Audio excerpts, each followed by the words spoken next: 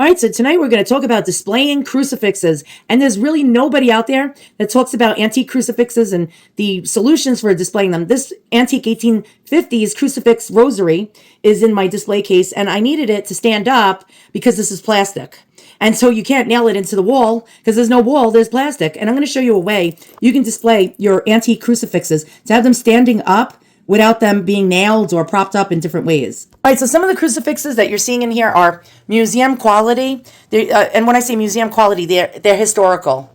Like, for example, this 1860s Polish insurrectionist crucifix. Now, if you were Polish at the time in the 1860s, you were fighting Russia. Russia was killing all the Catholic priests and Catholic bishops and Catholics. And if you were an insurrectionist and fighting the Russians, you would have one of these beautiful old ebonized wood crucifixes in your house. All right, but I needed to display it and I didn't want to nail it to the wall. So I looked on the internet for crucifix stands and could not find any. Now, Amazon's got millions and millions and millions of different things for display, but no crucifix stands except for one. I did see one that was advertised on a different website, but it was like $40 and it basically was crap. It was not customizable. So if you had a crucifix that was a little smaller or a little taller than the dimensions of what it can handle, you was sort of screwed. All right, so here's what I came up with. I get these things. I don't know if you could see this. This is a book stand. And what's great about this, they sell these, by the way, all different sellers on Amazon are selling them under different name brands. I can assure you they're all the same. In my description box underneath the video will be links to all the products that you see here.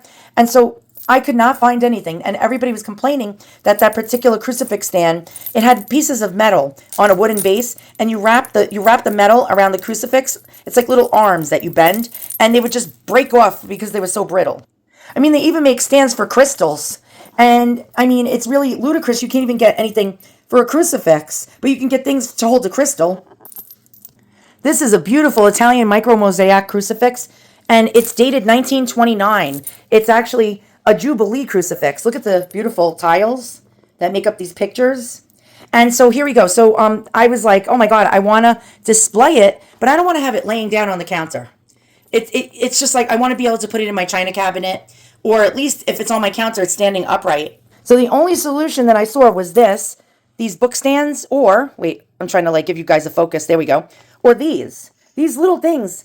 It shocked me. These are actually little stands that you can hold coins with if you're a coin collector, and like a plate stand. It's like a little miniature plate stand. But look at this. This is a big giant, I think 10 or 11 inch crucifix made out of heavy nickel metal. And it's really heavy. And look, it's standing straight up perfectly. So these I got, like, it comes in a multi-pack. You can get them in different numbers of multi-packs. I'll give you links in the description below. Again, multiple sellers are selling the same item under different Chinese name brands. They're all the same. I just go with whatever's the cheapest at the time. I'm not a loyal customer. Whatever's the cheapest and is going to come the quickest, I order, because these are all the same thing. All right, so these two products will help you stand up something that's long and skinny. But this has one caveat, and I'll show you. So you see this big, beautiful cross. Look, it's just standing. Look how it's just standing on its own so beautifully like that, and you're not seeing anything behind it or to the side of it. This is a little bit more obstructive because you do see the stand, but this one is greater. But the caveat with this one is the width. So this is about 2 inches wide. So you'd have to have something about 2 inches going across this way. If it's smaller than 2 inches, if your crucifix bottom is thin like this antique one here, it is not going to fit into this type of stand. Now, they sell these little plate stands that have adjustable arms. Like right here, it opens or it closes. Those things are garbage. They're held together with plastic pins and they fall apart. So if you have anything that weighs a lot, they're going to break. This is fused in all one piece. Sadly, they don't make the width smaller than this. I've tried to find them, but generally people use them for baseball cards and coins, and sometimes historical papers, like historical paperwork. Like, for example, this is on a card. This is from about 1900, this ebony crucifix, and it's on a paper card. And you can see how beautifully it stands with this thing that's very short in the back, which is only about, I think, 2 inches high. All right, so now if you have an issue with the width, you don't have like a big, wide crucifix bottom, what you can do is these book stands. So these are actually used for cookbooks. You can use this for plates too and other collectibles, but a lot of people actually use these for comic books. That's another great idea if you have some comic books you want to display. But the beauty of these is the U shape. I don't know if you can see this U shape. So if you have a crucifix, an antique crucifix, I'll show you. The U catches it and holds it in one place so it's not going to slip and it's not going to slide down. Now, this is a very small crucifix, and you can see, you know, this is a little too big for it, but it still holds it upright, which is nice, so I don't have to nail it to a wall. By the way, if you see these little tags, I attach tags to my stuff, because in case I should drop dead, my kids end up not selling this for like $1 at a garage sale, because knowing them, they'll probably throw all my antiques in the garbage. For example, this crucifix right here is worth about $900. Okay, sizes with these book stands or display stands. This is a 12-inch tall crucifix, very heavy. You can see the book stand handles it quite well. This is the Polish insurrectionist one from 1860s. This is about 8 inches, and it holds it up good. This, again, is about 8 inches, and it's held up really nicely with the small one that's only 2 inches high. I forgot I did that one. Yep. And the book stand also holds up the larger crucifixes. But remember, if you're going to use the little one that's supposed to hold coins, you have to have it at least 2 inches wide across on the bottom. Otherwise, it's not going to fit in there. All right, so our book stand. I'm just going to show you something that's neat. Okay, I don't know if you could see this. Do you see how it's tapered? You see that? You can actually flip it, but you can also take it out, and I'll show you. You want to just turn it around, place this down, and you're just going to, you see how it goes right in there? And actually, this is going to be more of an incline. Here, I'll show you. Do you see that? So now this is leaning back more, but you can flip it around where it's 90 degrees. It's straight up and down. All right, so what the beauty of this is that you could just move it and customize it. So how much of a lean you want back can be customized. And for example, this is probably about 1900, this crucifix. Very, very old. Maybe even older. It could be like the 1890s. And the beauty of this U shape, I'm going to show you. If it should just so happen to lean like this, the U is going to catch it, so it's not going to fall. And this little lip gets it here on the bottom. But you can finagle it right there in the center. And now your crucifix is going to stand nice and upright. You can lean this back, and it can have more of an incline. Look at that.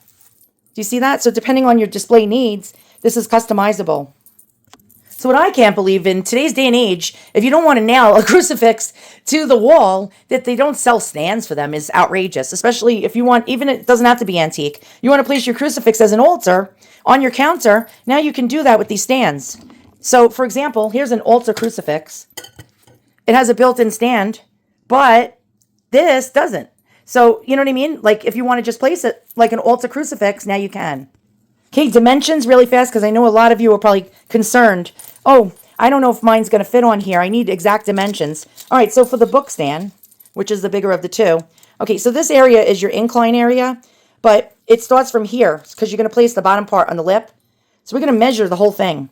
So I'm not a carpenter. Jesus was a carpenter. So let me just show you. So it's about 4 1/4 long.